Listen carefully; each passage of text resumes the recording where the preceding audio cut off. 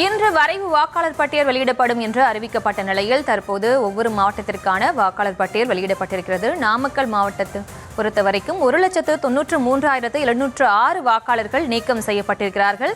தொடர்ந்து கோவையை பொறுத்தவரைக்கும் 6.5 லட்சம் வாக்காளர்கள் நீக்கம் செய்யப்பட்டிருக்கிறார்கள். தற்போது அந்த அண்மை செய்தியை பார்த்திருக்கிறோம். அருண், தற்போது ஒவ்வொரு மாவட்டத்திற்கான வாக்காளர்கள் நீக்கப்பட்டதற்கான அந்த விவரங்கள் கிடைக்கப்பட்டிருக்கிறது. எந்த மாவட்டத்தில் வாக்காளர்கள் அதிகமாக நீக்கப்பட்டிருக்கிறார்கள்?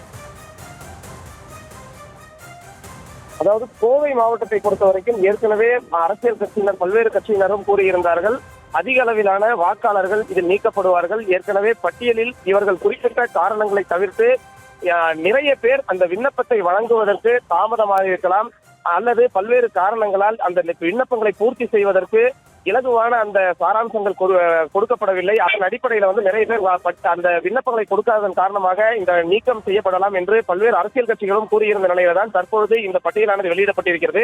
கோவை மாவட்டத்தை பொறுத்த வரைக்கும் அதிக அளவிலான இந்த வாக்காளர்கள் நீக்கப்பட்டிருக்கிறார்கள் என்பதே தற்போதைய ஒரு செய்தியாக இருக்கிறது. குறிப்பாக சொல்ல வேண்டும் என்றால் 6,50,590 வாக்காளர்கள் என்பது கிட்டத்தட்ட இந்த கொடுத்திருக்கக்கூடிய பட்டியலில் 20% மேலான வாக்காளர்கள் இந்த பட்டியலில் இருந்து நீக்கம் செய்யப்பட்டிருக்கிறார்கள் என்பது ஒரு அதிர்ச்சிக்குரிய தகவலாகத்தான் பார்க்கப்படுகிறது. இருப்பினும் இந்த வாக்காளர்கள் நீக்கப்பட்டதற்கான காரணம் என்பது தேர்தல் ஆணையத்தால் விரிவான ஒரு அறிக்கையாகத்தான் தரப்பட்டிருக்கிறது. அந்த அடிப்படையில் தான் ஏற்கனவே குறிப்பிட்டபடி அந்த இறந்த வாக்காளர்கள், முகவரி இல்லாதவர்கள், நிரந்தரமாக குடிபெயர்ந்தவர்கள், இரட்டை பதிவுகள், இதர காரணங்கள் என்ற அடிப்படையில் இவர்கள் ஒரு பட்டியலை மாவட்ட தேர்தல் அதிகாரி தந்திருக்கிறார். அந்த அடிப்படையில் பார்க்கும்பொழுது கோவை மாவட்டத்தில் அதிக அளவிலான வாக்காளர்கள் இந்த பட்டியலில் இருந்து நீக்கம் செய்யப்பட்டிருப்பது என்பது தற்போது தெரிய வந்திருக்கிறது. பிரியங்கா.